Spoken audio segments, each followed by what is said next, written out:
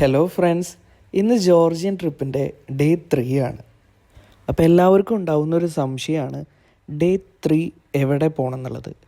ഒന്ന് ബൊർജോമിയാണ്, പിന്നെ ഒന്ന് കുട്ടേസിയാണ്. ഇപ്പം ഞങ്ങൾ പോയിക്കൊണ്ടിരിക്കുന്നത് ബൊർജോമിയിലേക്കാണ്. അപ്പം ഞാൻ നിങ്ങൾക്ക് ബൊർജോമിയിലെ കാഴ്ചകൾ ഞാനിപ്പോൾ കാണിച്ചു തരാം. അത് കഴിഞ്ഞിട്ട് കുട്ടേസിനെ പറ്റിയൊരു ചെറിയൊരു ബ്രീഫായിട്ട് ഞാൻ നിങ്ങൾക്ക് എക്സ്പ്ലെയിനും ചെയ്തു തരാം. എന്നിട്ട് നിങ്ങൾക്ക് ചൂസ് ചെയ്യാം ബൊർജോമി പോകണോ കുട്ടേസി പോകണോ എന്നുള്ളത്. ബൊർജോമിയിൽ നമുക്ക് മെയിനായിട്ട് ചെയ്യാനുള്ളത് ഒരു ട്രക്കിംഗ് ആണ്.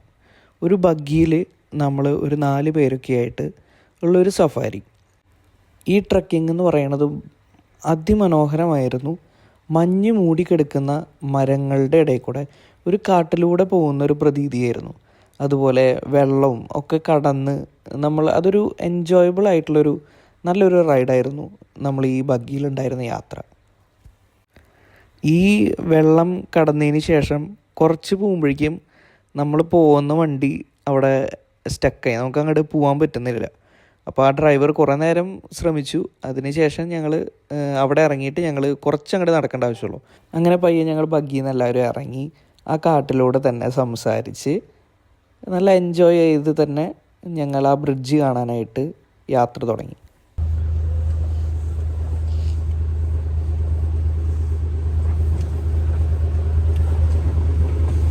Let's go!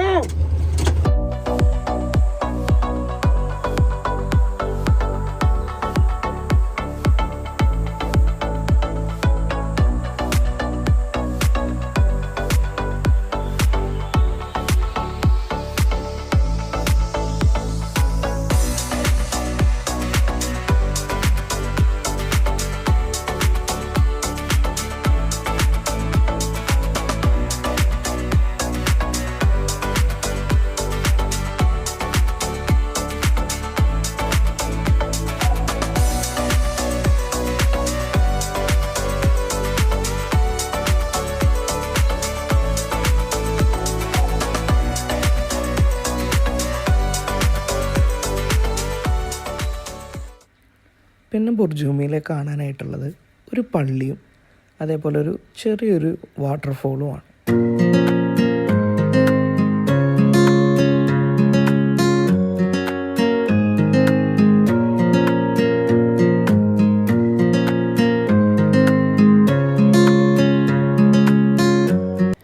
ബൊർജോമി എന്ന് പറയുന്നത് അത് മഞ്ഞുകാലത്ത് എൻജോയ് ചെയ്യാൻ പറ്റുന്ന ഒരു സ്ഥലമാണ്. കുട്ടേസി എന്ന് പറയുമ്പോൾ മഞ്ഞൊക്കെ കഴിയുമ്പോഴാണ് അവിടുത്തെ പല റൈഡുകളും ഓപ്പൺ ആവുക. അവിടുത്തെ ഒരു കാനിയൻ റൈഡ് എന്ന് പറയുന്നൊരു ഫേമസ് റൈഡുണ്ട്.